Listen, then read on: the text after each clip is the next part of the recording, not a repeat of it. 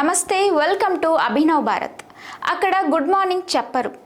School దశ నుంచే పిల్లల్లో దేశం పట్ల భక్తి భావాన్ని పెంపొందించాలని నిర్ణయించింది హర్యానా ప్రభుత్వం. దీనికోసం ఒక కీలక ప్రకటన విడుదల చేసింది.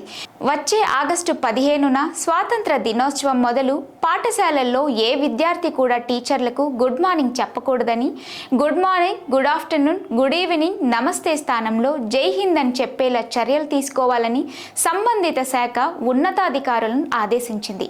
పిల్లల్లో దేశభక్తిని, ఐక్యతను పెంపొందించాలనే ఉద్దేశంతోనే ఈ నిర్ణయం తీసుకున్నట్లు ప్రభుత్వం తెలిపింది. జై హింద్ అనే ఒకే ఒక్క నినాదంతోనే నేతాజీ సుభాష్ చంద్రబోస్ దేశ ప్రజలను ఒక్క తాటి మీదకు తీసుకువచ్చారనే విషయాన్ని మరచిపోరాదని తెలిపింది.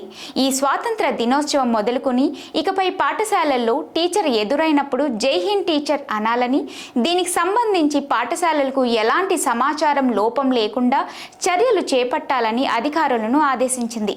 ఇప్పటికే ఆర్మీలో పై అధికారిని విష్ చేసేటప్పుడు సైనికులు జై హింద్ అనే నినాదాన్ని వాడతారు.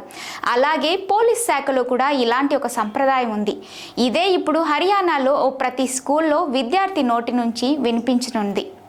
ఇది సక్సెస్ఫుల్గా అమలైతే స్కూల్స్ నుంచి మిగతా అన్ని డిపార్ట్మెంట్లకు విస్తరించే అవకాశం ఉంది. అదే గనుక జరిగితే ఇతర రాష్ట్రాలు కూడా స్ఫూర్తి పొంది భవిష్యత్తులో జై హింద్ అనేది మన దేశంలో కామన్ విష్గా మారే అవకాశం లేకపోలేదు. జై హింద్ హర్యానా. నాయకులారా, మీ పనితనం మీ అధినాయకులకు తెలియజేయాలనుకుంటున్నారు. ప్రజలారా, మీ సమస్యలను మీ నాయకులకు తెలియజేయాలనుకుంటున్నారు. ప్రజా సమస్యల పరిష్కార వేదిక మీ అభినవ్ భారత్.